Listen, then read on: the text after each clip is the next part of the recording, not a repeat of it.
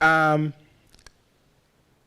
Everyone thinks, well, not everyone. You guys know a lot better. But most people, when they think about supply chains, think, oh, supply chain is logistics. Or if they're in manufacturing, they think supply chain is just manufacturing. Or if they're in sourcing and procurement, they think supply chain is just sourcing and procurement.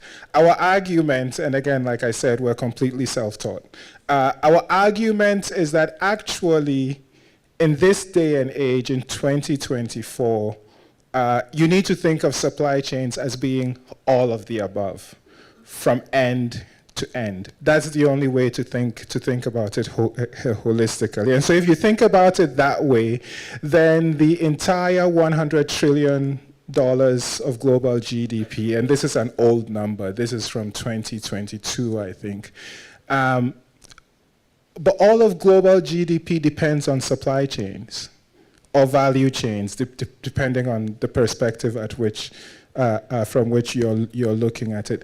And the reason we're dealing with a severe climate crisis is because of the way we've designed our supply chains. And so if we're going to solve the climate crisis, we probably need to rethink how our supply chains operate. We probably need to refashion how our supply chains operate.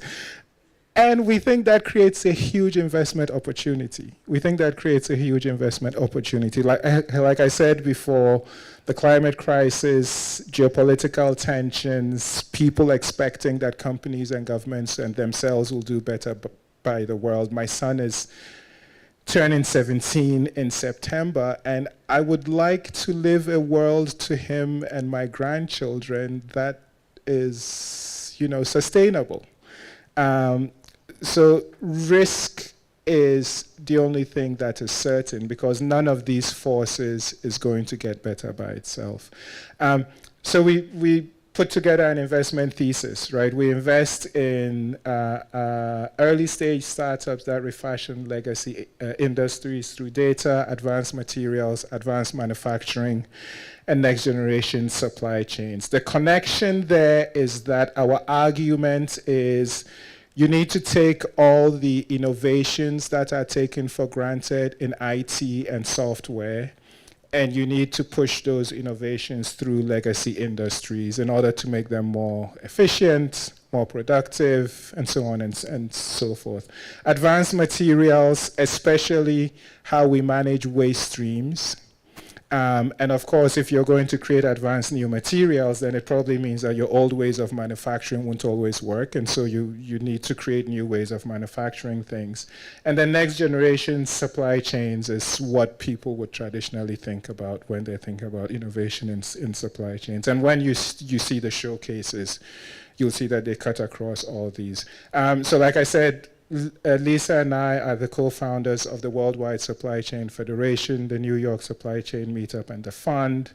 We're completely self-taught. We do this all the time. It's almost insane to think about how much time we spend thinking about this. So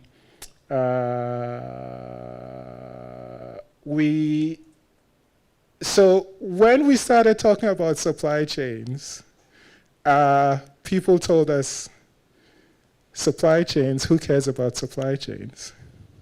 Supply chains, that's a dumb idea. An investment thesis around supply chain technology, that's the dumbest investment thesis I've ever heard. It turns out when people tell me I'm doing something stupid, I tend to get more excited about it. And so we doubled down. Instead of giving up after struggling to raise capital, we decided to launch a rolling fund in 2021.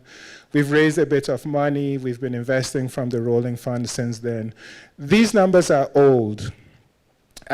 We have now made 62 investments across 57 different companies.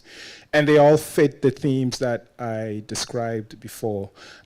We've invested with some names that you'll recognize: Y Combinator, Floodgate, Bain, Tiger. We're pre-seed and seed stage fund. Once in a while, we'll make a Series A or Series B investment. And the fact that we make any Series A and Series B investments is mind-boggling because our checks are still really small. We've been fortunate to gain the support of some highly accomplished people.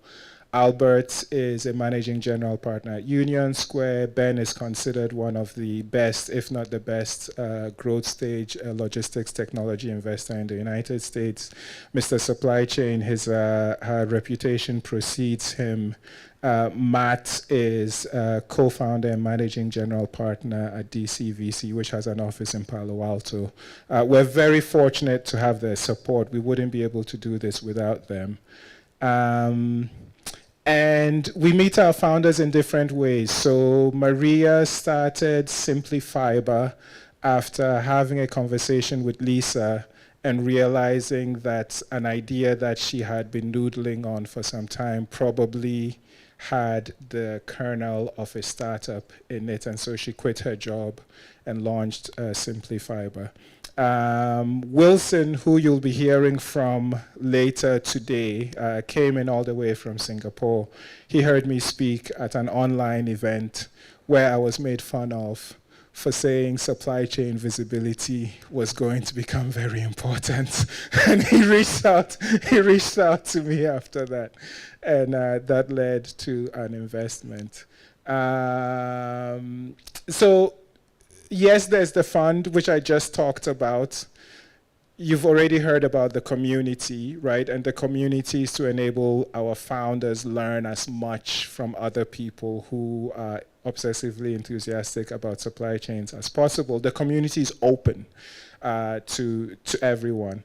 And REFASHIOND OS, which we shortened to ROS, is building a domestic value chain for the textiles and apparel industry in the United States. And so if a startup in our portfolio wants to expand into that market and needs some help with biz dev, then REFASHIOND OS can do that. This is, we do what we think every other fund does.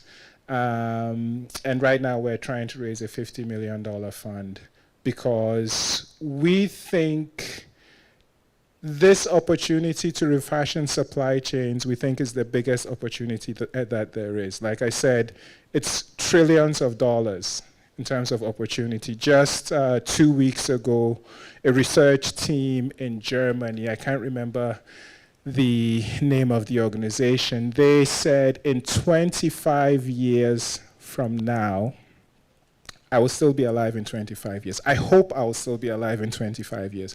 But 25 years from now, global GDP is going to take a $38 trillion hit per year because of the impact of the climate crisis on supply chains.